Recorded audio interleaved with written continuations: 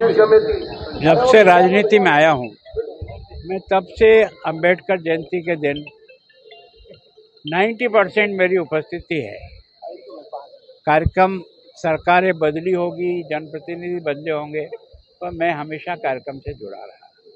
तो वास्तव में मैं सोचता हूँ व्यक्ति के जो गुण हैं ना, वो जहाँ से मिले वहाँ से प्राप्त करने का प्रयास करना चाहिए। और मैं उन भाग्यशाली हूँ कि अंबेडकर स्टैचू को बनाने में बड़ा संघर्ष हुआ, लेकिन हम अंततोगत्वा आखिर इस स्टैचू को यहाँ स्थापित करने में इसमें मास्टर बलवंत सिंह जी का बड़ा सहयोग रहा था। उन्होंने बिल्कुल हमारे साथ कदम से कदम मिलाकर संघर्ष में भी खड़े रहे और हमने इसको किया था। तो मैं सोचता हूँ कि ये प्रतिमा हमको ही सिखाती है कि अगर कुछ करना चाहते हो ना तो इस शरीर से कर सकते हो। छुआछूत, तकलीफ़ें, हमारे साथ अन्याय, ये तो दुनिया में चलते रहेंगे।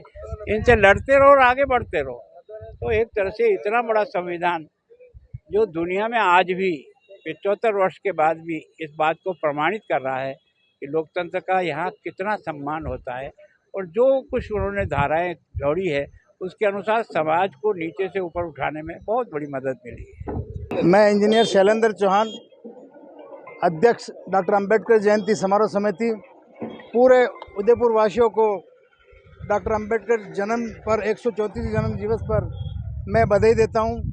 और हमारे सभी लोग SC ST के लोग बाबा साहब के बारे में, आप उदयपुर वाले सभी सोचते हैं कि ये दलितों के, गरीबों के और वंचित लोगों के ही है बाबा साहब, परंतु मैं ये कहना चाहता हूं कि बाबा साहब सभी वर्गों के लिए।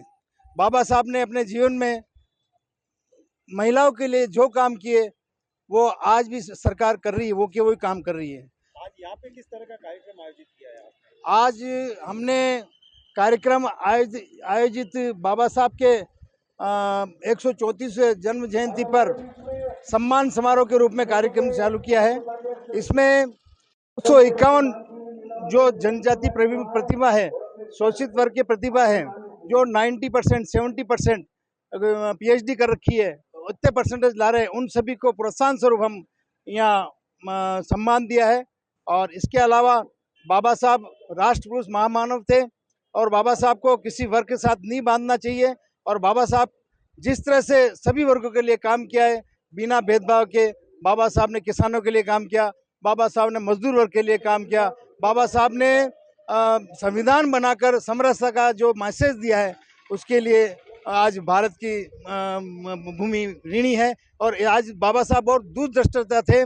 बाबा साहब ने विभाजन को बहुत ही दुर्भाग्यपूर्ण बताया, क्योंकि जाति के सरकार के अनुसार, धर्म के अनुसार अगर ये विभाजन होता तो आज हमारे दोनों ही देश सुखी रहते, शांति रहते।